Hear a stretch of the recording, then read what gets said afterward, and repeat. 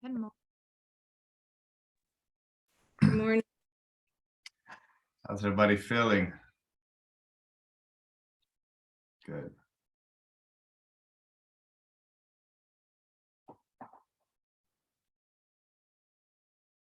Feeling good. How about you? Does anybody ask you, how's Brian today? You know, that's much appreciated. It's been a long weekend. St. Patty's Day was Friday. It's also my wife's birthday on Friday.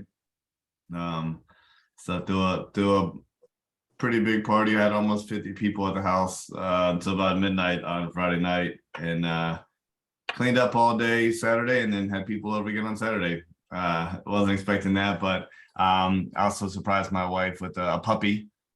So have been trying to acclimate a new dog into the house. Yeah. On top of having company. So yeah, it's been a weekend for sure. Yeah. Good for you. What type of puppy? It's a toy poodle. It's a golden, Those are A awesome. golden doodle? No, it's a toy poodle. He's brown, but he's pure toy poodle. Nice. Good Yeah, for so you. our last dog was a toy poodle. We had to put him down a few months ago, so we felt it was kind of time for little man to have another play buddy. So That's it's good. awesome. Yeah. Is So the it's puppy good. crate trained and sleeping through the night kind of deal, or is he? He's 17 months old, so we rescued him. Not potty trained perfectly for a 17-month-old, but that's kind of why he needed to be taken out of his current environment. But he does okay. He walks very well on a leash and is using the bathroom outside. And for the most part, overnight he sleeps not in a crate. We just have him kind of locked in like our when you first come in the garage area fenced off, and he has a pee pad there, and he does pretty well with it. So it's going okay. That's exciting. Good for you. Yes. So you're the open house. Thank you for doing that. So that went That's fun. fairly well. You said I think you had three people come through. Yeah, 3 people came through. Well, the first couple was like more interested in the furniture and the pictures. They're like, "Where's that? We really want to see it." And I was like, this is how the house is being shown right now. And Yeah. yeah, it was a little odd. But the lady, right now she's looking for a place. Her and her husband are getting separated, and so she's looking for her own place. But they had like property management companies that that they own and stuff. She really liked the house because she used to do that kind of painting years ago, and so she understands like how much work and how much effort is put into it and stuff. So she was really appreciative of the house, and she has kids that are in college, so she's kind of like empty nester. It seemed like it would be a really good fit for her. Yeah, but she's working with an agent, and but yeah, there's a lot of things about the house that she stayed there for a while and just like enjoyed the house. Good. Yeah, I mean, I've had several people that have been there like an hour plus. I mean, just a long time. So that's good. And I'm not sure if it's that one or not. It might be, but her agent and her agent's assistant have been reaching out to me about the HOA information and about a couple other things. So maybe hopefully we get an offer from that. That'd be But great. she's definitely one, because the house is so uniquely made, as in like it only has 2 bedrooms, and just how it's set up, that it seemed like it would be a good fit for her season in life, Right. Gotcha. Yeah. Okay, I appreciate you doing that. The first people that were just mainly interested in the furniture, were they a potential buyer for you? They were. I'll reach out to them again today. They were really hard to like connect with. I couldn't really tell. They were polite, but they weren't very like. They were just really hard to engage. I wasn't sure what motive they had. Like, are you looking to buy? Just do you like the area? Like, what exactly are you looking for? And it was just like very Right. yes or no answers, and like they were very either reserved or something. She was talking more about her mom than anything else. It was like, my mom would love this. That is interesting. I would definitely follow up with her today. Sounds nice to meet you. And sometimes maybe even just sending them another property. Like, yeah. hey, this one's actually available in the area. Like, it's maybe not similar, but like, whatever. No, Just to get them. I'll definitely reach out to her, to them, and just like, hey, just wanted to see if there's anything else that's interesting to you guys. It just made me seem like they probably bought a house recently, and they're trying to furnish it and they're more looking of like an estate sale because Right. of all the furniture that was in the house. That's what like I kind of was trying to process afterwards. Um, and they didn't want to bring that up, like, oh, we just came here to see if any of the furniture was available and that Right. was it. We weren't really looking to buy a Yeah. house. Yeah, because of all the people that have come through it so far, no one has wanted the furniture there. Everyone's like wanted to kind of see it empty. So most people have been very excited to see it like it is, because you Yeah. can really kind of put your own feel on it. But Yeah, so we're that good. was, yeah. But there is the third couple, they are starting the process of looking, but Mhm. there's like a family agent that they feel like they have to be working with. They haven't signed with Right. them and they haven't even voiced to that agent that they're looking to buy or anything, but they feel like if they don't buy or sell with that agent, then there's going to be problems. Beef. So, Yeah. Well, again, it's one of those things. I'd be proactive and send them some other things, and just yeah. Well, yeah. I definitely got a lot of information of what their kind of season in life is and what they're looking for. So I wanted to look through and see some of the houses and be like, hey, this is available. Just wanted, and then kind of give them like, okay, I was thinking of saying, since you're just starting the process, this is what I would do, like if you own a house, then, really consider listing it because Mhm. that's going to make your offer more presentable and more solid, higher chance of it being accepted. And then if you're not pre-approved yet, that's something that I would do too. So you actually know what your budget is um, and go from there, kind of like if you need somebody, but be like proactive in that.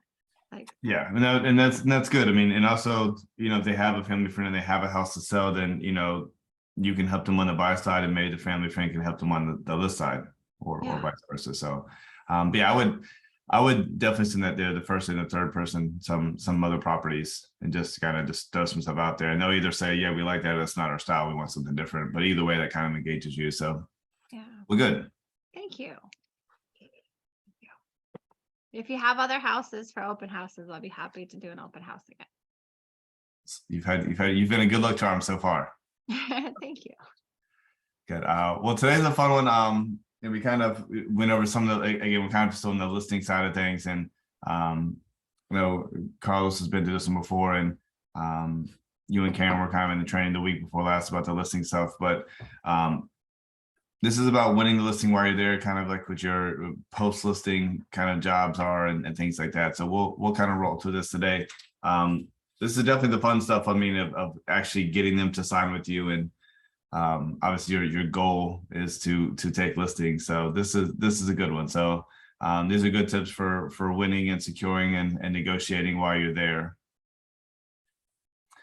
So I think last week we talked kind of about the pre-listing information, getting your comps together, getting, scheduling the appointment and all that meeting. And today's more about being at the meeting and getting the listing itself. I think we talked about this before. You guys, everyone on here has their listing presentation put together now. I'm still working on mine. Gotcha. Get it together. I actually have mine like printed out as well, like in a book, so people can flip through it if they want to. But again, 99% of the time it's on my iPad. But I do have it printed out and in my car just in case people wanna see it. And it looks good. So conducting the listing presentation. I mean, this is kind of the different steps, right? You're greeting them, the home tour, the presentation, pricing, and then closing and asking for the paperwork. I always kind of have my 4 steps is rapport, presentation, price, close, right? So that's kind of the way that I do it. So it's rapport first every single time, and then you go into presentation, and when you get done with your presentation, do you feel like we're the right company to market your house? Do you feel like I'm the right person to sell your house? And you're getting those yeses, and then you move on to your price. And when I say price, I mean what you want to list the house at, not necessarily your commissions, right? So a lot of agents, when they first walk in, they're getting bamboozled by the seller, like, what's your commission and how much you will list my house for, right? You wanna save those nuggets for as long as you can, right? So just it's rapport, presentation, price, and the close. So that price is one of the last things that you want to give them, because it gives you time to build their trust, get them to like you, and build your value, more importantly, right? So if you're walking in and they're asking you for your commission, you say 6%, right? You've shown them nothing, right? So the easy conversation is, well, I don't even want to talk to you, wasting your time, go ahead and leave. Versus if you go there and build the value, what you do, what the company does, and to get them to like you, when it's 6% later, there's no conversation about it, right? So when I see it, how do you navigate that part of the conversation when they're like, hey, I just want to know the price and the commission, and you haven't even built your rapport yet? Like, how do you kind of, what do you say to like hold on to that? You know? yeah, I mean, your first step is getting inside the house, right? So no matter what they greet me with at the front door. Again, I usually talk to them before I got out there, but it's let me take a quick tour of the house. You want to show me around, and then that's my time to start building that rapport as they're showing me, the family room with the pictures on the wall, and they're showing me the man cave downstairs with the Cowboys, poster, and they're showing me the outside area and whatever. I got to see the house first, and I do that every single time, no matter what they say. Right? You'll have people that come in and like they've got the chair pulled out for you, the dining room table, as soon as you walk in.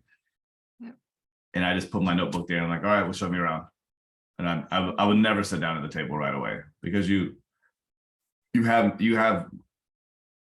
built nothing, right? Yeah. So it really is just about let me take a look around. Like, listen, I put a lot of stuff together for you. We're gonna go over all that. I'd love to see the house first so I can make sure that I'm talking about the right stuff. And then that's gonna let you, kind of go from there. And the rapport part is it is what it is. It's not 5 minutes, it's not 10 minutes, it's not an hour. It's as long as you can make it last and be comfortable and fun. And then when that ends, is the presentation part. And you guys are going to go through your presentation. There's a couple slides in here that I think are the most important slides in the presentation that we'll get to in a minute. And once you deliver the presentation, then it's okay. Let's talk about price. How much you want to sell your house for, right? And that's the fun part of it as well, right? Because then they're going to give you, well, this is what I want for the house, right? And if their number is higher than what you thought coming in, right? Because you guys are obviously going to have a price range in mind before you go out there.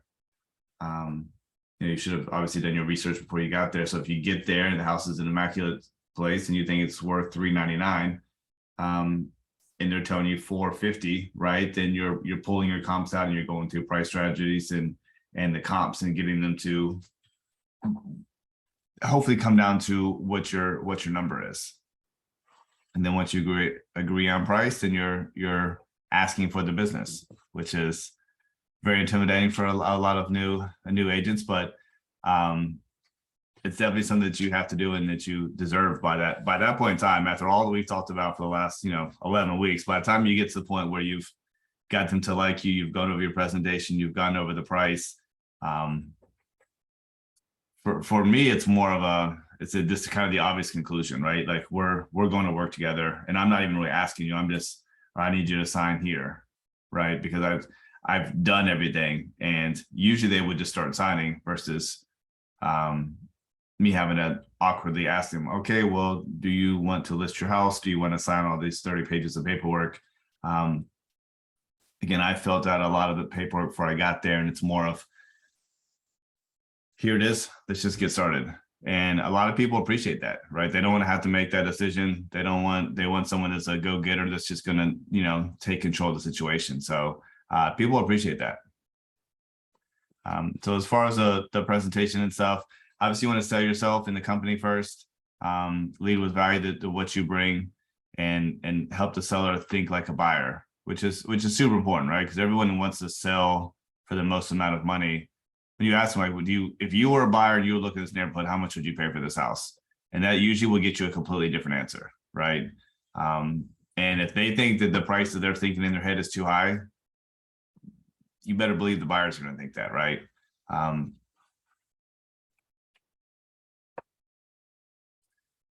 Pricing strategies, discuss months of inventory, present competition.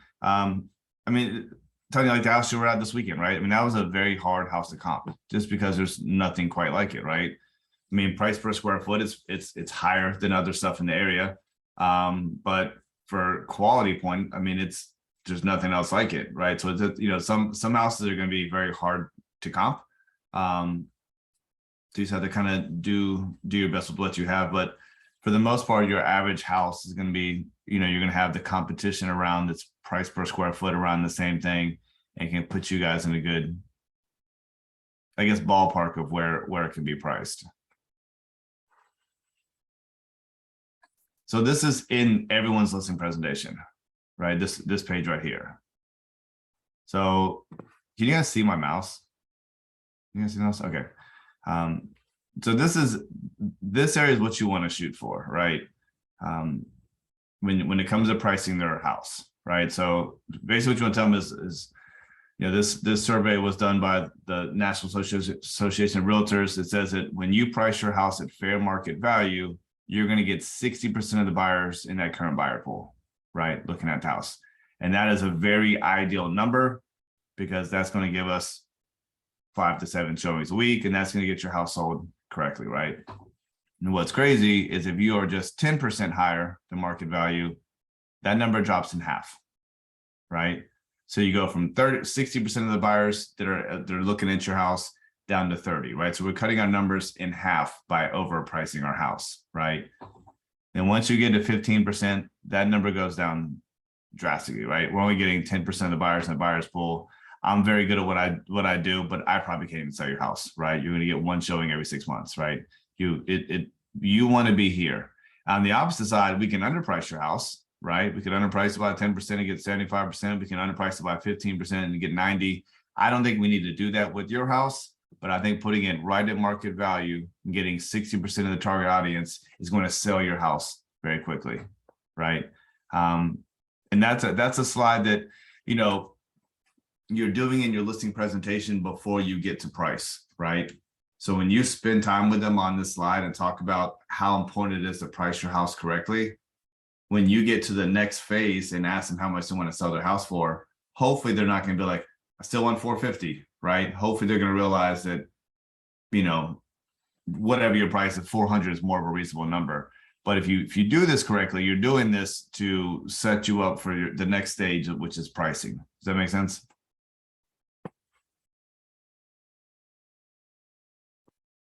So the next thing is time. So Tanya, when you see a house on the market with days on the market, what does that mean to you?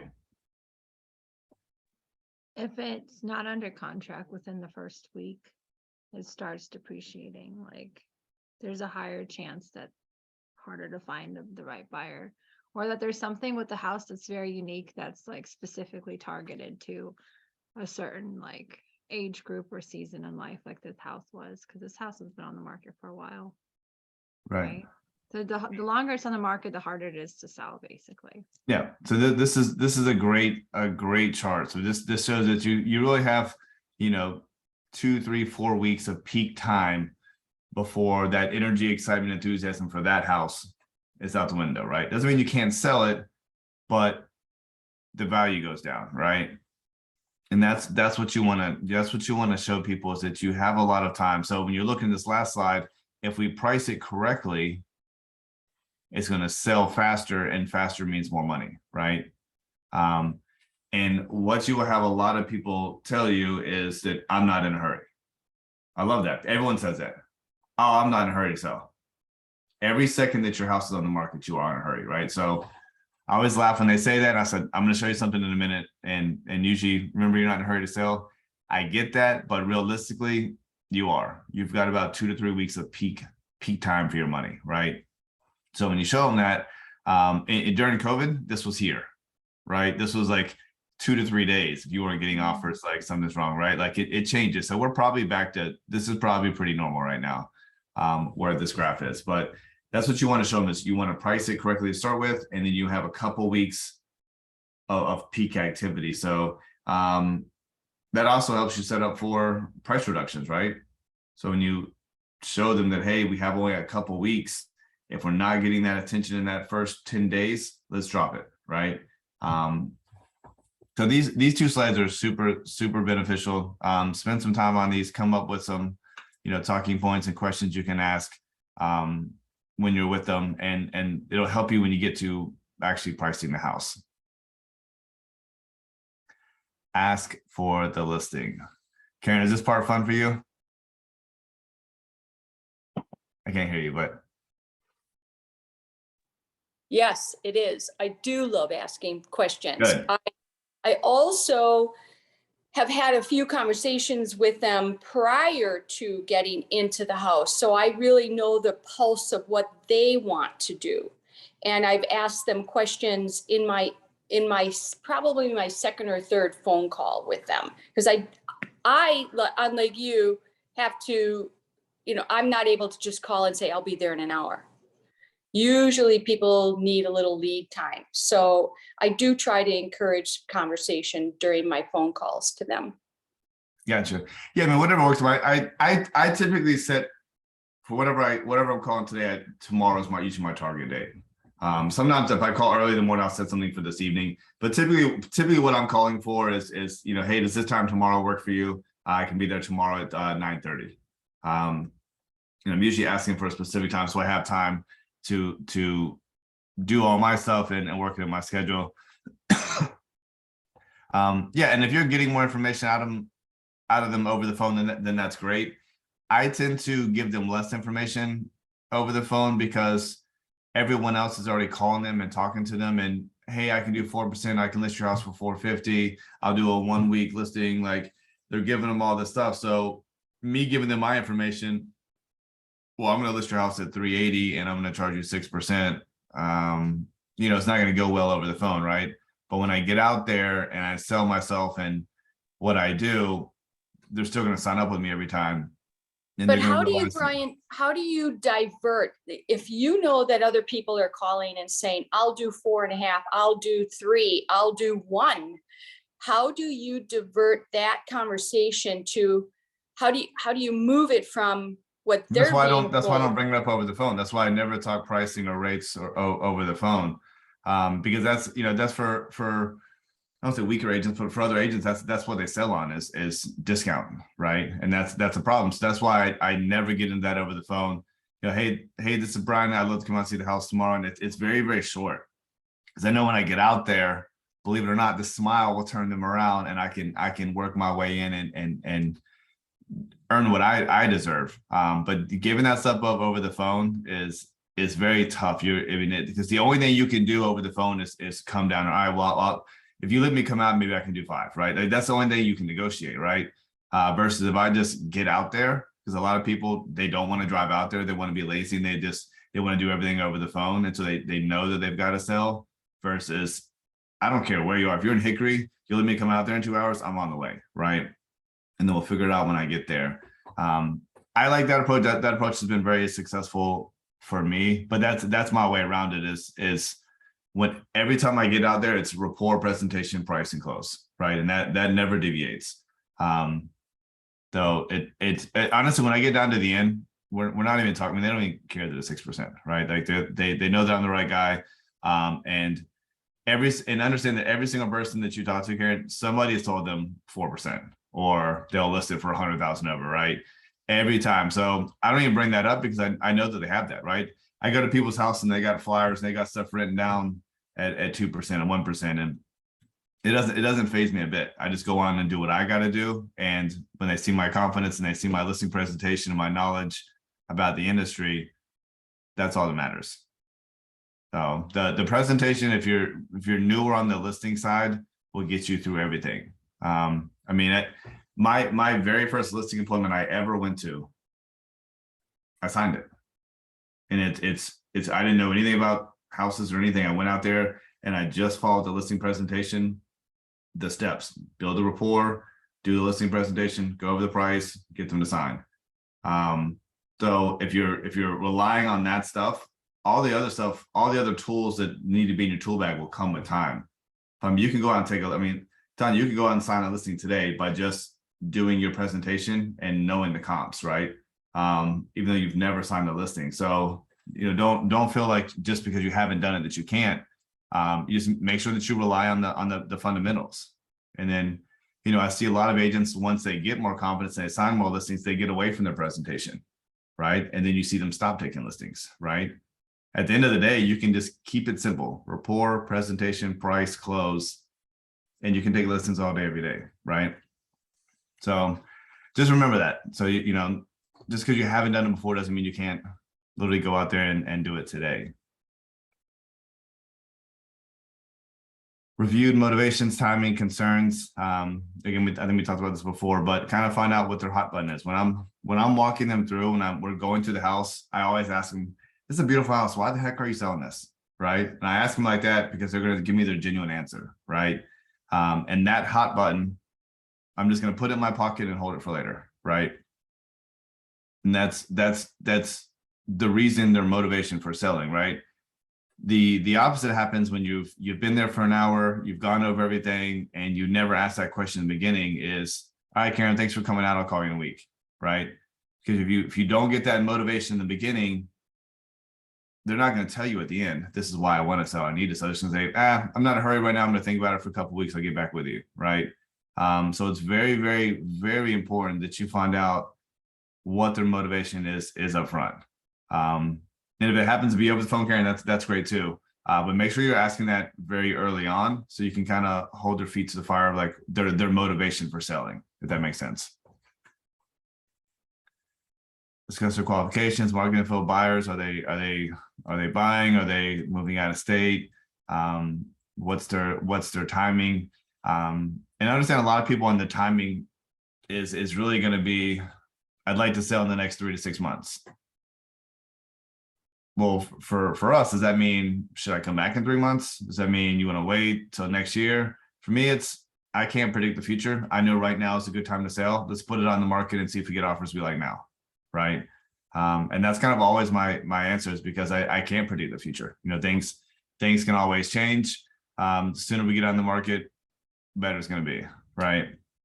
So when you get out there and explain to them, you know, what's going on in the industry, that now is a good time to put it up. And, you know, worst case scenario, we list it, we don't get the offers we like, we can withdraw it and put it back up again later. But let's at least get you live and start entertaining offers.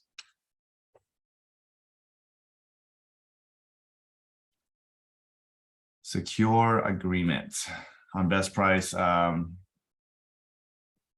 what we're kind of talking about right now. Ask for the business. Again, I mentioned this earlier. Sellers are looking for a go-getter, someone that can just know that they can do the job, right?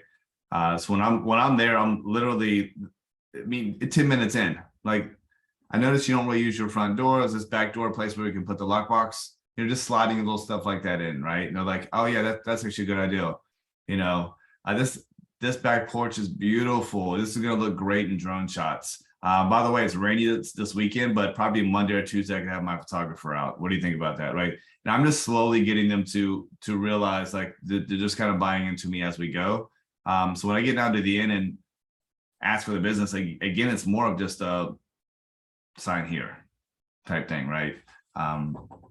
It's how I do it. And again, the awkwardness of asking is, you know, it can be tough, right? Like, do you want to, you know, just remember when you're in high school and ask someone to the school dance, right? It's nerve-wracking, right? You know, just when you rather a guy or a girl come say, "Hey, like, we're going out Friday night, I'm picking you up at 8," right? Wouldn't that be more fun? Would that be easier for you?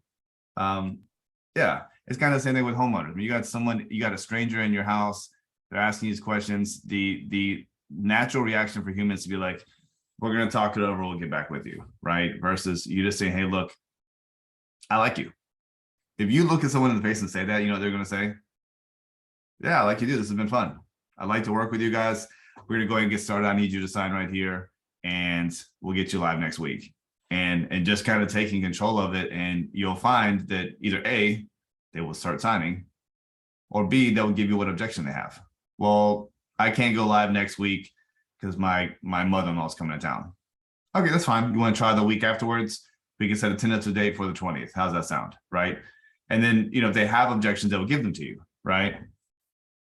That's the way that I do it, and I've found a lot of success.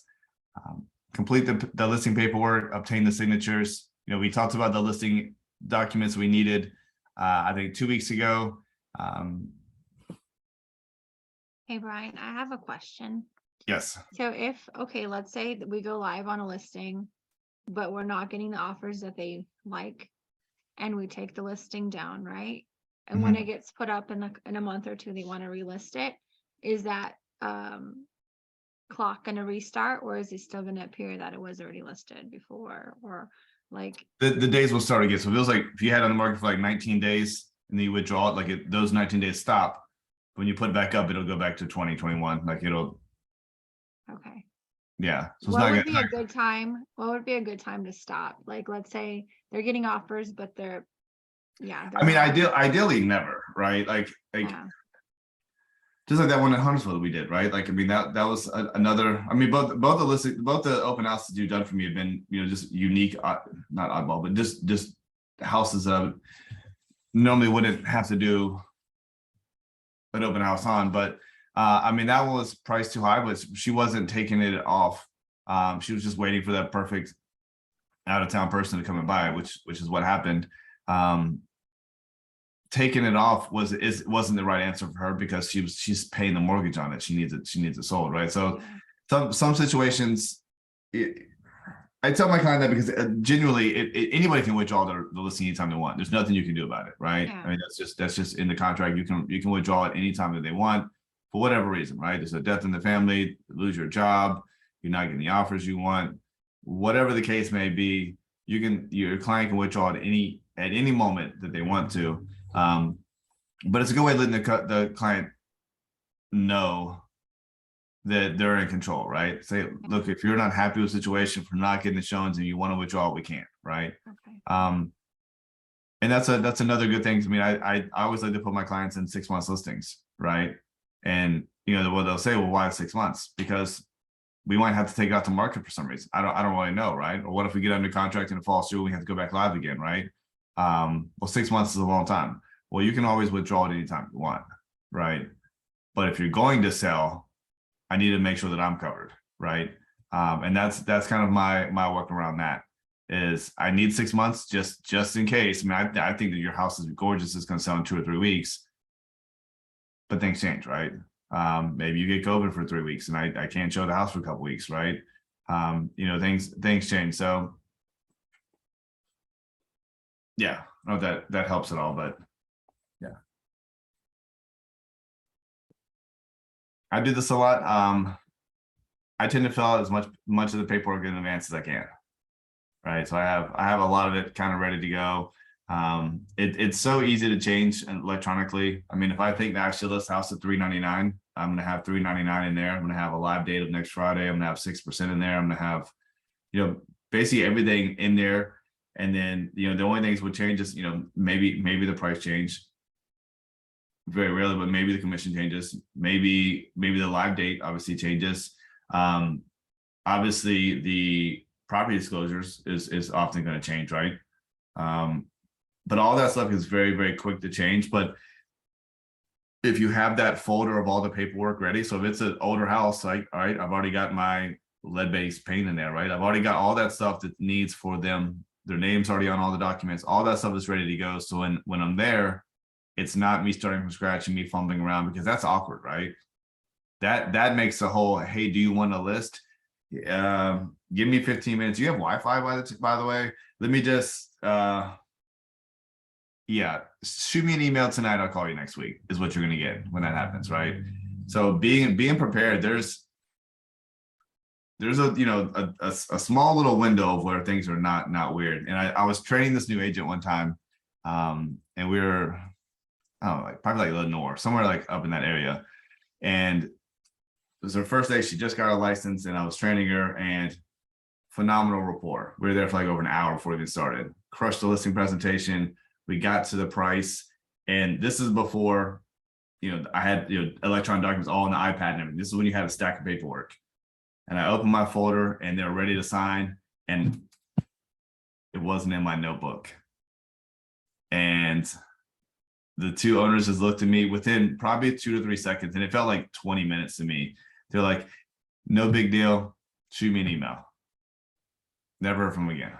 And it was that, like, they were ready. They literally had their pens in their hand ready to sign. And I just wasn't prepared. And I can never get back in that door. It haunts me to this day. I was so upset and sad. But it was a good learning lesson for myself, but also for her. I was like, you see how delicate it is. It's crazy, right?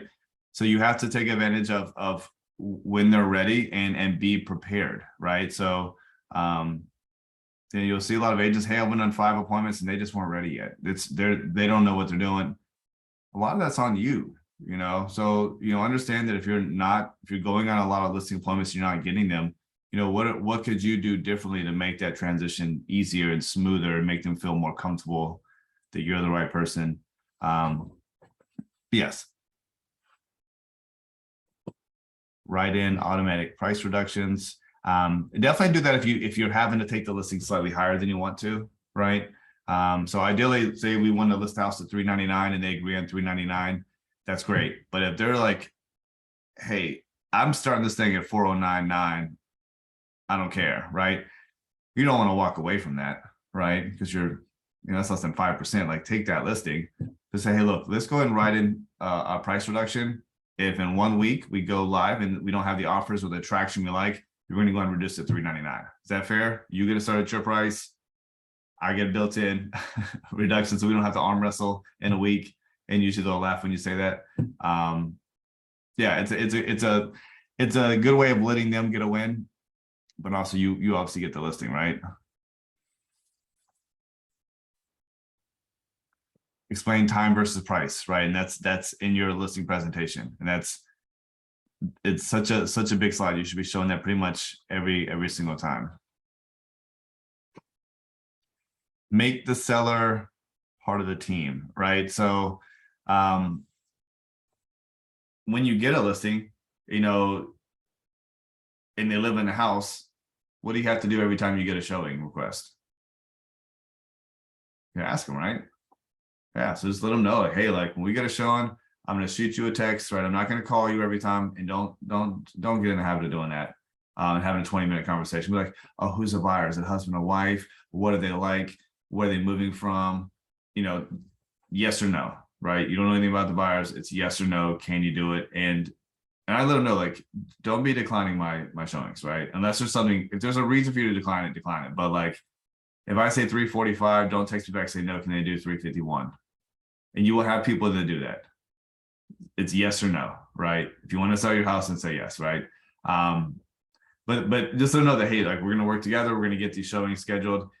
In showing time, you can set it up where your seller gets to say yes or no themselves. And sometimes I do that. That's up to you. That's up to your client. Sometimes your client likes to be able to click yes and accept the showing. When would you not have to ask your seller about a showing? When it is vacant. Yeah. So like the house we were on Saturday, right? I mean, we had 3 other showings this weekend on that house, and I just get an email and a text saying showing confirmed for Sunday at 2, right? And I don't have to do anything about it. And I usually let my seller know every couple of days, like, hey, we had 4 showings in the last week, right?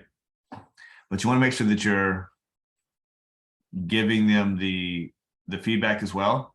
And again, you know, a lot of times, you know, people's biggest complaints about their previous agent was they never got any feedback. So give it to them. And I usually give it to them pretty raw, unless it's just something like super nasty, which some agents leave nasty stuff. But I usually give it to them pretty well. I usually just copy and paste it. That way it's not me writing it. So this is just heads up. We got three feedbacks. One just not interested. One likes the house, but they're just early in the process. And this other one said that the house seems like it's overpriced because the floor is wobbly. And just give it to them. Just let them, you know, digest it. And it's a good way if you're not getting the offers that you want, and when they're seeing some of the feedback is negative, it's an easy way for you to potentially do a price reduction if you need to, right? Because the feedback, it is what it is, right? We don't control it, they don't control it. It's the buyers who dictate all that.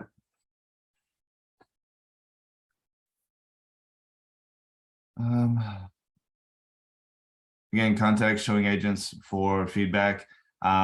You know, showing time is great. It sets it up, and a lot of agents will give their feedback, but some of them don't, right? And if someone's super interested, like that lady from the open house, she's called me and she's been texting me back and forth, right? So that one's easy to get feedback from because they're reaching out, right? And I know if someone's reached out to me prior to a showing, that means they're probably pretty interested, right? Definitely reach out with those people, right? You should be reaching out to everyone if they're not doing the showing time, but the people that have expressed interest, call them back, right?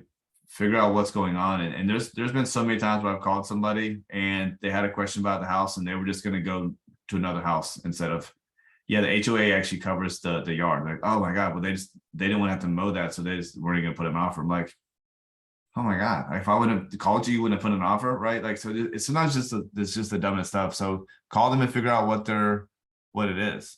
Maybe they say, hey, if on that same house, I mean, that somebody wants that back tree cut down, and they didn't even ask about it. I was like, well, let me ask my seller.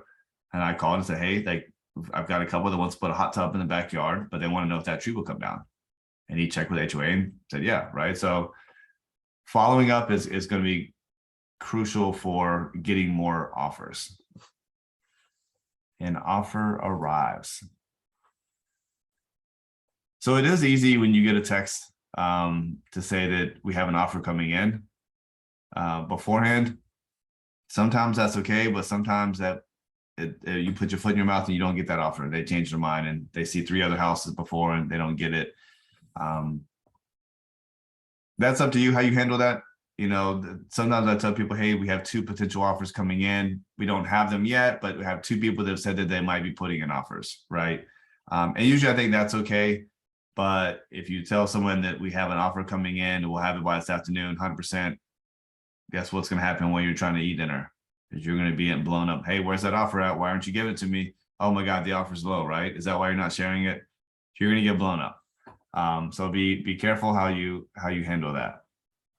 Would you say like there's people that are showing high interest? They haven't submitted an offer, but there's definitely. For sure. I mean, you definitely want to keep them excited, right? You want to keep them excited and engaged, especially if they're having a good traction. Just for example, on that house, it's been on the market for a while, but it is consistently getting showings every week. The open house has been going well, so it's easy because I'm able to give him good feedback. If we went a week with no showings, I tell them like, hey, we had nothing going on this week, and we've been finally getting this guy discussing doing a price reduction, right? So that's in the works. But yeah, I mean, if it's good feedback, obviously give it to them, keep them excited.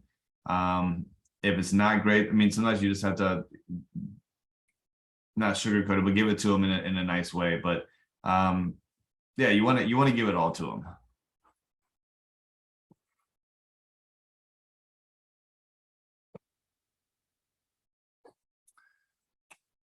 All right, so you've got the offer again. Negotiating the offers, it's when I get an offer in my hand, every offer is a good offer, right? And presenting the offer is paramount to you getting offers accepted, right? I've got 2 offers in my email right now on 2 different properties. One of them is less. We have it listed at 249. It's an offer for 224, right? So it's less, right?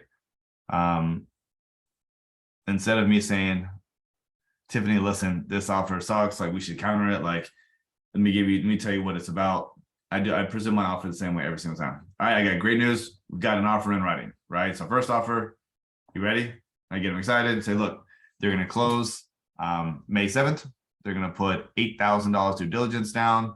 Only a 10-day due diligence period. They're conventional financing, and the offer is $224K.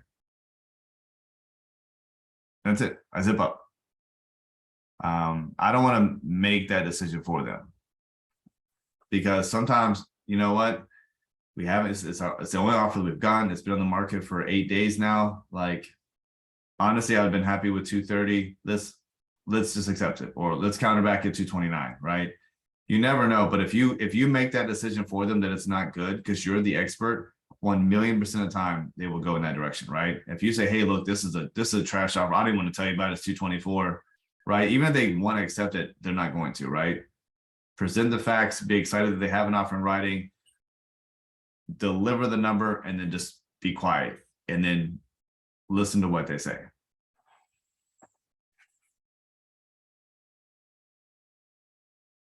And it's the same thing on the other side. And Karen, you've done a lot on the buyer side, right? So when you get a counter back, I mean, it's the same thing, right? If you put a counter in for 224 and they counter back at 240, hey, congratulations. They want to work with us. They like our offer. They have a counter. This is what it is. It's 240. And then I just zip up and let them take it as, let them say, you know what? I thought they were going to ask for full price. You know what? We'll do that, right? Or maybe we have to counter again, but let them decide for themselves. Because even though they tell you when you try to take the listing, they would never take $1 less than 250 or whatever the case is. Having an offer in writing is a whole different ballgame. Close the sale. You guys don't need to hire a transaction coordinator. At least for your first couple of deals, you should be doing everything yourself. You need to know. Karen shaking her head, yes. You need to know all the ins and outs. Like you need to learn that process. So dealing with the attorneys and getting the buyer and seller info sheets and all this stuff, you need to be doing that on your own. I don't think we allow mentees to do transaction coordinators in your first 5 deals. So be prepared for that. That's it's good. You need to know that. Communicate with your clients. Again, there should never be a week that you're not talking to your clients, whether you're in the showing process, whether you're under contract, whether you're 2 weeks from close and you're already past due diligence. You should be talking to them every single week, right? Sometimes a couple times a week, right? When you're not hearing from them and you get closer to close, guess what they see when they see that final settlement statement with your commission? You know what? Karen hasn't talked to me in 10 days. You know what? I don't think she deserves $13,000, right? People are funny. They can be your best friend. And Karen will tell you, people can be your absolute best friend. And then when it comes down to the money, things change, right? So take it with a grain of salt, right? Understand that it happens to everybody, the best agents, right? Everybody gets funny when it comes to seeing how much money is coming out and going towards their agent. But if you are constantly communicating with them and all your stuff is tracked in your CRM, I mean, I've had people complain and I have literally 600 text messages in my CRM and I can track them all, right? Every email, every phone call, right? So the better you guys are communicating and putting notes in, it covers you, right? But yeah, not communicating with them is going to give them any reason to not be happy with you. And you might say, hey, I don't really care as long as it closes. At the end of the day, like your bread and butter from real estate is going to come in your next couple of years when you can call this client back and get referrals, right? So you always want to make sure that everyone is as happy as possible. And you can't make everyone happy, unfortunately, but if you can, just go the extra mile. Thank you, gift card. Obviously ask for feedback. Ask for them to write a review. That is super helpful. Share those reviews on your social media. Honestly, I get more calls and stuff like that from my reviews than I do listing a $1 million house, a review of any house, right? When somebody says Brian was amazing to work with, when I post that, I get more comments and I've gotten more leads from that than I have anything else. So getting good feedback is huge. Here's that CRM word again. Yeah, so set yourself up. So I mean, obviously, in your CRM, you want to make sure that you're setting tasks and reminders to call potential clients, but you also need to be doing the same thing for people that you've already worked with. And that again is going to help you get business long term. So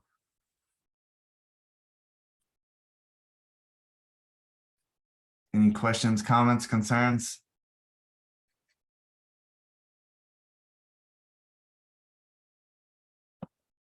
Antonio, I know you haven't been on a listing appointment before, but if you ever want to run one, you're more than welcome to tag along with me.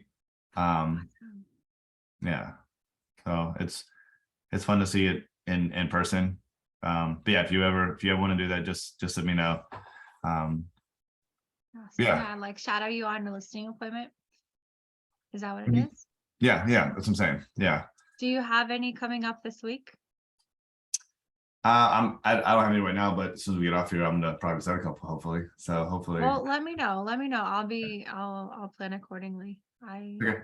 This week, so my tasks for myself is doing like a mock offer mock listing agreement, and submitting that to Diana.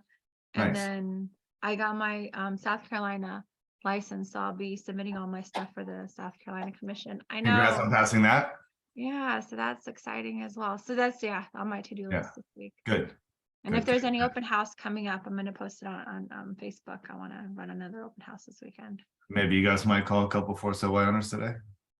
Huh? Maybe. Huh? All right. Well, good. Well, thanks for jumping on. If you guys have any questions, let me know. Tanya Carlos, and I'll be around all week. And if I get a listing appointment, I will let you know. Thank you so much. Thanks, Have guys. a wonderful day. Bye-bye. Bye.